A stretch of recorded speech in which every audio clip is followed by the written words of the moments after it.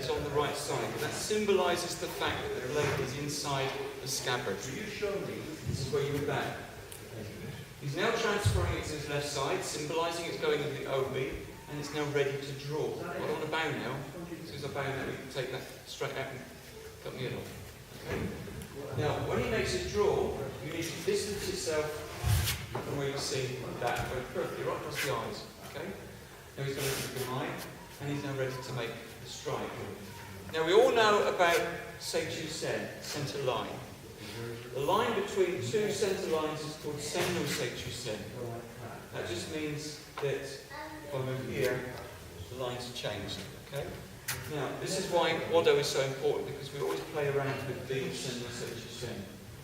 When the weapon comes towards my body, all I'm doing is turning it. And all I've done is made the left foot pivot, and I'm taking the movement here. Very close. Okay, in fact, it's too close.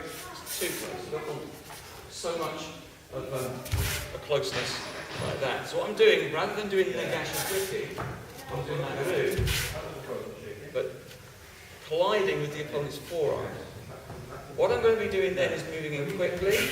The right hand comes up inside the opponent's hand, up inside the opponent's arm, to trap. As I make this movement here, I'm going to strike across the throat. Heavy strike, straight across the throat. The left hand comes back onto the opponent's hand.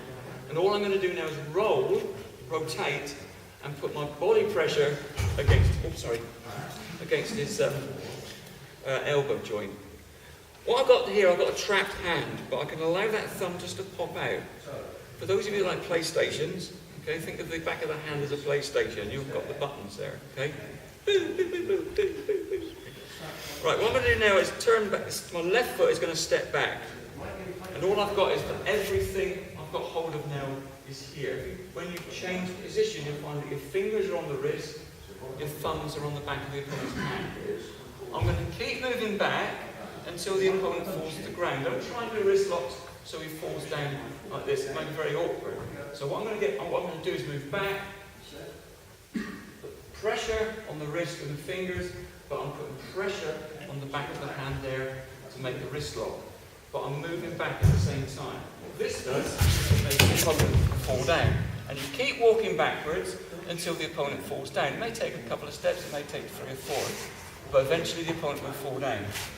The arm is straight at this point, and all I'm doing is I'm digging his elbow into the ground, and by the way, as soon as anything hurts, just tap the ground, okay, or your gi, so your partner knows it's hurting.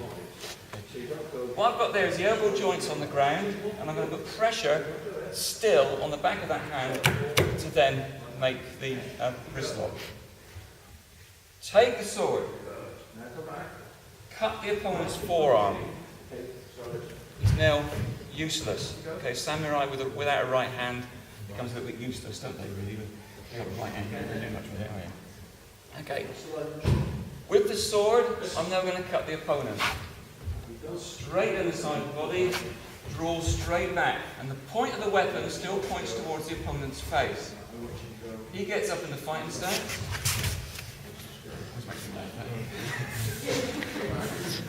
Okay, just have the hands to the side, not the bleeding or anything, it's just that if the hands are up, there's a big hand up, I can cut that. So as a defence point of view, you need to keep your hands out of the way. When you're doing Tanto Dori and Muto Dori, you always have the hands to the side of the body.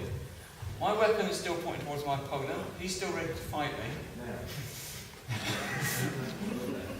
Now, I've got blood all over my weapon, I need to get rid of it. Chiburi, Noto.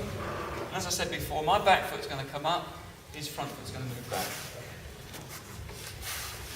I've now got the weapon, so it's my turn.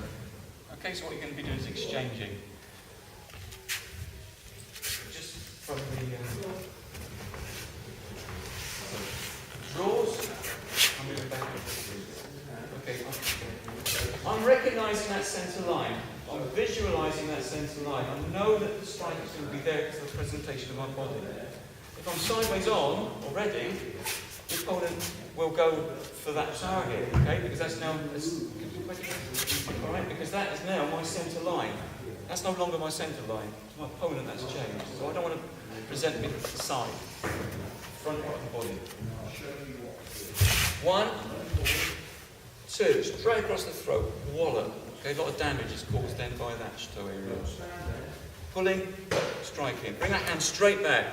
As I roll, I'm using the body against the elbow joint. And as I turn, watch that thumb, it's going to pop out. Magic. Thumbs on the back of the hand, fingers are then on the wrist. I'm going to keep walking backwards, pressure on the wrist, pushing on the back of the hand.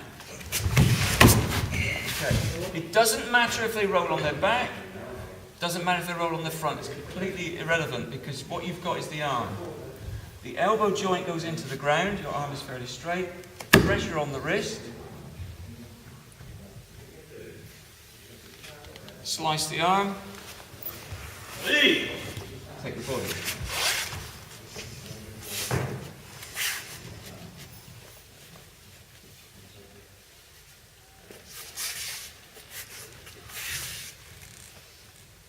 Okay, off you go, practice that one.